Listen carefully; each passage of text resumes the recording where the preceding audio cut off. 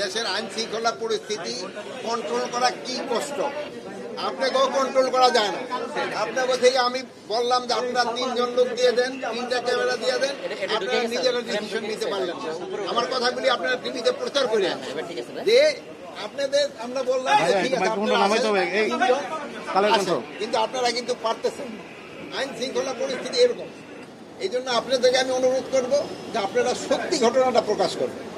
এখানে সত্যি ঘটনা প্রকাশ করলে জনগণেও উপকৃত হয়, দেশের আইন শৃঙ্খলা পরিস্থিতি উন্নতি হয়। আর উপদেষ্টা আপনার কথার মধ্যে একটু কথা বলতে চাচ্ছিলাম, আমার কথাটা শেষ হওয়ার পরে মিডিয়া কি সত্য প্রচার এখন মিডিয়া সত্য প্রচার করার জন্যই কিন্তু এই পর্যন্ত আগায় গেছে।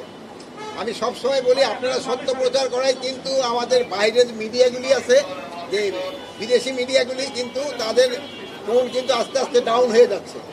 তারা কিন্তু এখন আর আগের মতো সরব হইতে পারে না, যেহেতু আপনারা সত্য ঘটনা প্রচার করেন জন্য।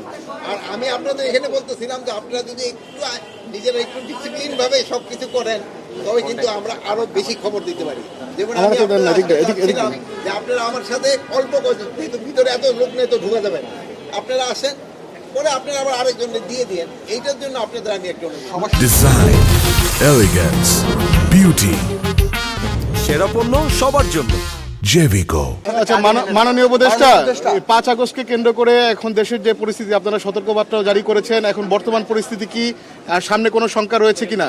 আল্লাহ দিলে কোনো ধরনের কোনো শঙ্কা নাই, কোনো ধরনের শঙ্কা নাই। আপনারা যেইভাবে সাহায্য এবং সহযোগিতা করে যাচ্ছেন কোনো ধরনের কোনো শঙ্কা হবে না। মাননীয় উপদেষ্টা, সম্প্রতি আওয়ামী লীগের বেশ কয়েকজনকে আপনারা গ্রেফতার করেছেন, তারা বিভিন্ন রকমের যুদ্ধ কার্যক্রম চালিয়ে যাচ্ছে। সেক্ষেত্রে সেটা আওয়ামী লীগের কার্যক্রম বন্ধে আপনাদের আইন শৃঙ্খলা বাহিনী কি করছে, এবং সেখানে আমরা দেখি সেনাবাহিনীর একজন কর্মকর্তা রয়েছে। শোনেন, সেনাবাহিনী আছেন কিনা, যে বাহিনী যে জড়িত থাকবে কাউকেই ছাড় দেওয়া হবে না, সবারই আইনের আওতায় নিয়ে আসা হবে।